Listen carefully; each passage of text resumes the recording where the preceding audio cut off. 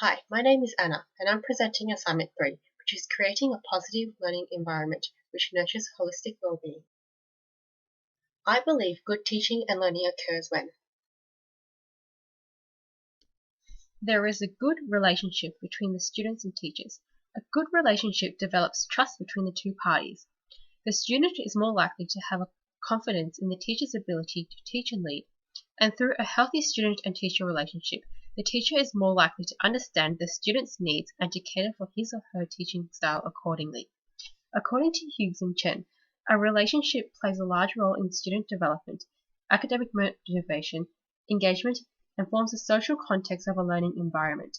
Moreover, positive and supportive student relationships promote a sense of belonging and encourages cooperation in participation in the classroom. When teachers can cater for mixed abilities in the classroom, the teacher specifically caters for each group's learning needs so that all students can benefit and are able to reach their full learning potential. Students can work in groups of learners that are of similar abilities and are likely to feel less intimidated and more confident. It enables students to work at their own pace. Students who are more advanced can progress through the curriculum and feel challenged, while students less advanced can take the necessary time to progress through the curriculum. The ability to cater for diverse learning levels enriches learning for all students that will make them feel challenged without being too overwhelmed or feeling unchallenged. It creates an environment that is suitable for all students. Teachers can foster a healthy and honest classroom discussions by making the classroom a safe and positive place to share opinions. This is done by establishing mutual respect between teachers and students. Teachers should provide a lot of encouragement and guidance during discussion. This is done in a positive way. A teacher who can foster healthy discussions where students feel open to share their thoughts and opinions can create a safe, positive learning environment that is inclusive and encouraging in discussion. Teachers help students link new information with existing knowledge and/or interest. Effective teaching occurs when the teacher not only passes on information on to the student, but is able to relate the topic to a bigger picture or real-life context. This begins with the teacher knowing what the student already knows, is familiar with, and what their interests and hobbies are. Rather than teaching new information in isolation, the teacher can assist the student on building their knowledge. Students learn more effectively by doing an activity they are interested in. An activity that students are interested in not only captures attention, but students are more likely to be involved and adopt a positive attitude towards a task. It leads to increased memory and more deep processing. Now we are going to talk about the 5 overarching principles in creating a positive learning environment that nurtures holistic well-being. The first one is planning to keep mixed ability students together and offering options to suit diverse learning needs. Multiple studies have shown that grouping students according to their abilities benefits high-achieving students but hinders the learning potential of lower-achieving students because it increases the gap between high achievers and low achievers. This may be explained by many factors, such as high-achieving students being presented with advanced work and low-achieving students doing relatively simple work that makes it harder for them to catch up to the level of high-achieving students.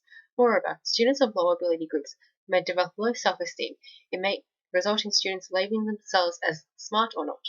Oakeswell has suggested a number of strategies that minimizes the damage streaming has, yet caters for a classroom of multiple abilities. This includes offering task extension options, keeping task activities similar, and to provide support and strategies to students when dealing with harder content. By providing similar activities and the choice for extension tasks, it gives all students opportunity to excel. Moreover, presenting students with harder content rather than easy content enables all students to have a go and also gives the teacher an option of cutting down work for the students who are struggling. Corner agrees with this method and adds that struggling students will need more support. Hence, this method is able to support a positive learning environment and as it avoids students labeling each other and provides students all equal opportunities. This complies with the teaching standards that require teachers to demonstrate knowledge and understanding of strategies to differentiate teaching that meets the needs of mixed ability. The downside of giving student options of extension activities is that students who are capable of doing more may choose to be lazy and not want to take that option. This may hinder the potential of the students. According to Hoyer Maggots, assessment has always had an emotional impact. Highly competitive classes may be unhealthy for students who lack self-confidence and are anxious. This is particularly true when students associate their identity with the marks they receive. Groundwater et al. Go further with this point to say that grading and ranking a student can have damaging effects, especially when they are being compared with their peers. An alternative to grading students is self-assessment. This approach of assessment is a form of learning. It is a process that includes students to self-regulate, monitor, and evaluate their learning. It is a form of learning that encourages students to set their own learning goals. It is a good alternative to grading students. Rather than assigning students marks, students can reflect on their own learning. It highlights the idea that this method of assessment encourages students to take ownership of their learning. It develops students' judgment skills, and according to Race, this is a fundamental lifelong skill to have. This form of assessment promotes a positive learning environment, as it is an alternative form of assessment that minimizes the damages grading students has. It encourages students to be aware of what they are learning and to be in control. This is likely to boost self-esteem, responsibility, and self-confidence in the classroom. Self-assessment may be very time-consuming and may consume valuable time students need to focus on their core subjects. Moreover, self-assessment is quite subjective, making it hard for the teacher to record performance to see whether a student is actually progressing. The principal complies with the standard that requires teachers to understand various assessment strategies. The use of an alternative informal form of assessment is a great way to demonstrate variety in the forms of assessment. The third principle is to develop positive student and teacher relationships. According to Hoyer-Magid, the teacher and student relationship is a starting point to the social dynamic in the classroom. This includes student-to-student interactions and overall culture. Hughes and Chen mentioned that the relationship form the basis of the social context of a learning environment. They mentioned that it has a big influence in motivation, development, and engagement to the school. Both studies highlight the idea that the student and teacher relationship is powerful, and it has a big influence in the social dynamic and culture in the classroom.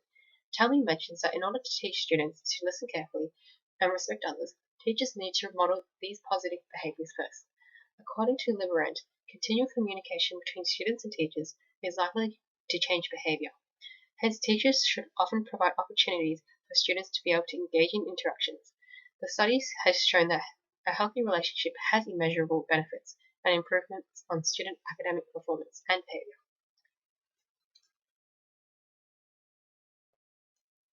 Teachers need to be aware of the boundaries of student and teacher relationships. It must be professional and aligned with a professional code of conduct. Even when the teacher is not in the classroom, he or she must maintain a professional relationship and to model positive behavior. This complies with the Australian professional standard that requires teachers to know and understand the development and characteristics of students and how it influences learning, and to know and understand how students learn.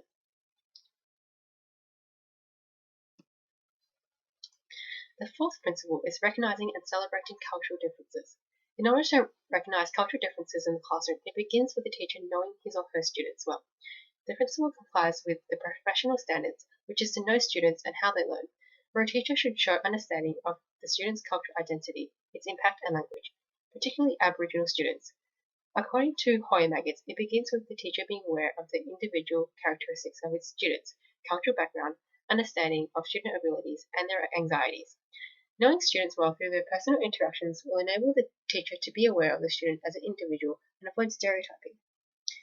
Multicultural events are a great way in recognizing diverse cultures within a school. Principal Towner mentions that it brings the learning community together.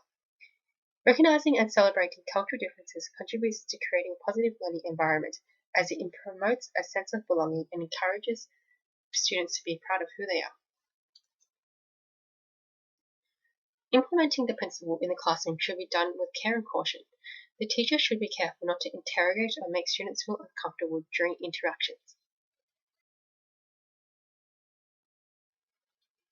The fifth principle is extending the teacher's role in being responsible for students' holistic well-being. In order to create a positive, supportive environment, teachers need to show that they care about their students. It highlights the idea that the teacher's role goes beyond simply passing on knowledge, but being responsible for his or her student well-being. According to Johnson Thomas, Caring teachers make students feel confident and more confident with their choices. This can be explained because caring classrooms promote a sense of safety and community. It is a fail-free zone where students can freely express ideas and share thoughts and know that they will not be put down for their words. An environment promotes holistic well-being should adopt a culture that is supportive and accepting of every student. It also establishes a norm in the classroom that is positive interactions, high standards, and value of learning.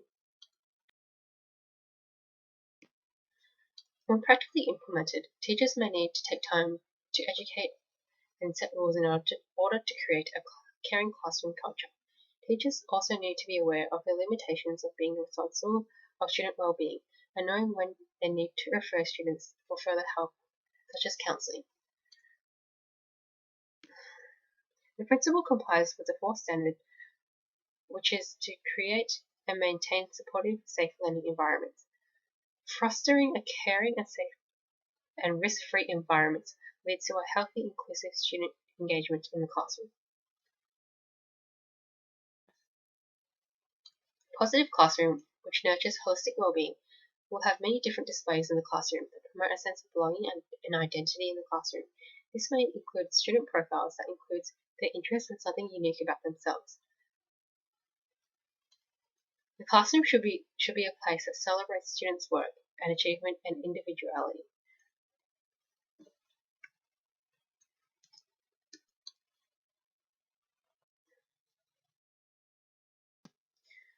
The teacher will incorporate a seating arrangement procedure that will aim to increase diverse interactions within the classroom. A fortnightly random seating arrangement will be made to ensure that students have the opportunity to get to know one another and to avoid students being exclusively committed to one group. After most group activities, students will participate in a reflective activity. And every fortnight, students will participate in a well-being activity, which will range from learning to eat well, stress less, fun outdoor activities, and learning about resilience.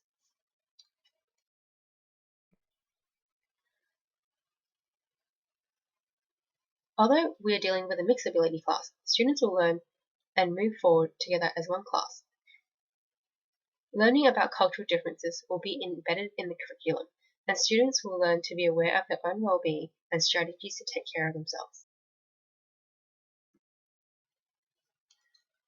It is expected that students show respect and accept one another's unique differences. Any form of discrimination or bullying will not be tolerated and will be dealt at coordinator level.